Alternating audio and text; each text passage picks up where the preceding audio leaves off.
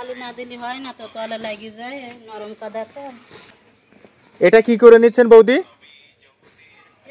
তৈরি করতে হবে তো, কাদার দলা। কাদার দলাটা করে নিতে। তাহলে এই কাদার দলাটা যে ছাঁচের চারপাশে এভাবে লাগিয়ে দেন, তাই না বৌদি? দেখেন আমার এই বৌদি কিভাবে মাটির পাট তৈরি করে। এটা আমরা ওই যে টয়লেট বাথরুমে ব্যবহার করি, তাই না দাদা? এই পাটগুলো বাথরুম টয়লেটে এই পাটগুলো ব্যবহার করা হয়।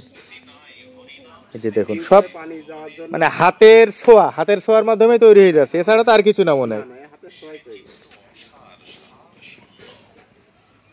যে আমার এই বৌদি এবার কাদাটা একটু চ্যাপটা করে নেওয়া মতন করছেন। এইটা মনে হয় ওই যে ছাঁচের চারপাশে লাগিয়ে দেওয়া হবে, তাই তো বৌদি?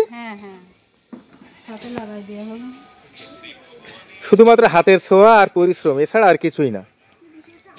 তো এই ছোট্ট কাজটুকু আমরা কিন্তু অনেকেই করতে ইতস্ত বোধ করি, কিন্তু এই যে যাদের দেখছেন স্ক্রিনে, এনাদের কাছে আসলে কিন্তু কোনো কাজই ছোট নয়।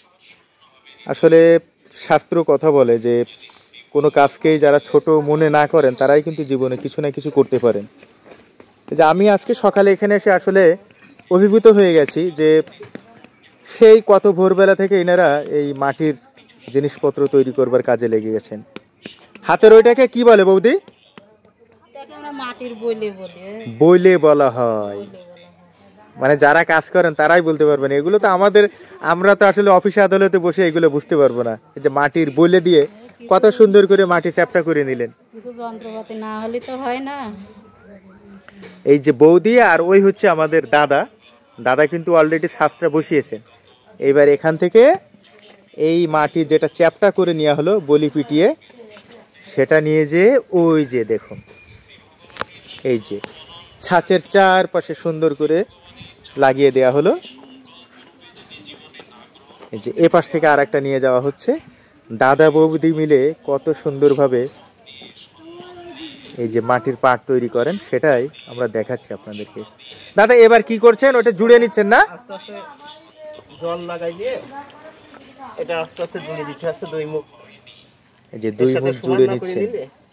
দাদার হাতটা কি সুন্দর চলছে দেখুন গো, ও কত সুন্দর। আমরা কিন্তু মানে বছরের পর বছর সাধনা করলে এমনটা পারবো না। কি সুন্দর দাদার হাতের কারুকার্য। বৌদি মনে হয় রেডি করে দিলেন, তারপরে শেষ ফিনিশিংটা টানছেন দাদা, তাই তো? হ্যাঁ। কত বছর চলছে গো দাদা এভাবে? 13-14 বছর। আর বৌদি আপনাকে হেল্প করেন কত বছর? শুরু থেকে। মাঝে মাঝে রাগ করে না তো বৌদি? আবার করে। বৌদি কি বলেন দাদা?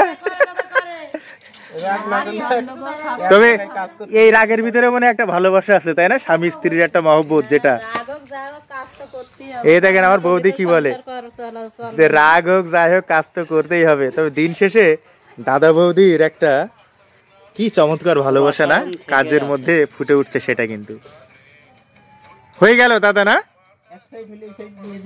এই তো মনে হয় 1-2 মিনিটের ভিতরে একটা পাট তৈরি করা হয়ে যাচ্ছে। 2-3 মিনিট লাগে। এই যে আমার দাদা যেমন বলছেন কত সুন্দর ভাবে দাদা ফিনিশিং টানছেন। এই যে এপাশ থেকে আমার বৌদি এগুলো সব রেডি করে দিচ্ছেন। দাদা বৌদির রসায়নে পাট তৈরি হয়ে গেল। এই যে পাটটা প্রায় রেডি হয়ে গেছে, এখন মানে ছাদ থেকে উঠানো হবে।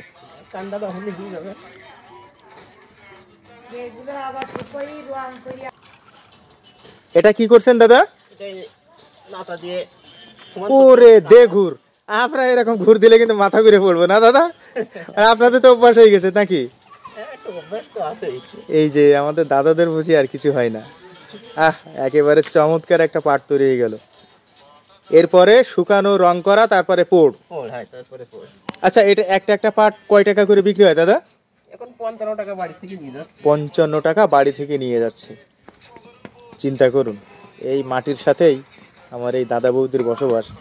বছরের পর বছর এভাবে চলছে। এই যে দেখলেন কত সুন্দরভাবে একটা পাট তৈরি করা হয়ে গেল।